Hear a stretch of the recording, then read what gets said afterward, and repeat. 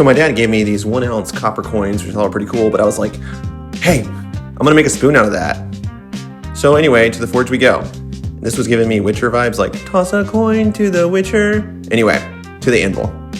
I'm better at forging than singing, thankfully. Well, maybe a little bit. So a lot of this is just drawing this material down and keeping it from folding over. And when you're working copper, as I'm working it hot here, you have to be really careful with it because you can create a lot of cold shuts by folding the material, especially if you want to start with a coin, which I don't really suggest, but I thought it would make a cool video and be a fun project.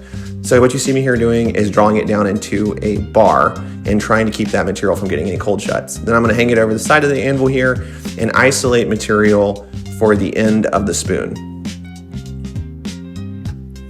Just working the material hot. And what I'll do in a little bit of the process here, because it's really easy to mar copper when it's hot, is switch over to just annealing it. This is where we are so far with the coin. And now I'm just starting to anneal it before each hammering process. That way I can hold it in my hands and the tongs don't scar it up so bad. So I'm drawing out the handle here.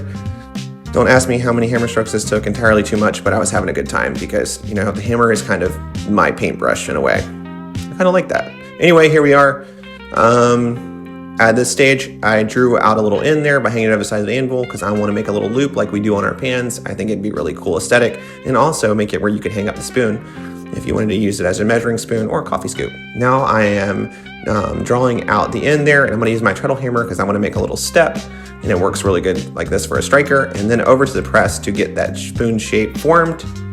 How cool is that? Now we're going to hammer, texture it, and kind of smooth everything out, and then over to the buffer to clean it up. Check this out. So from a 1 ounce copper coin to a copper spoon.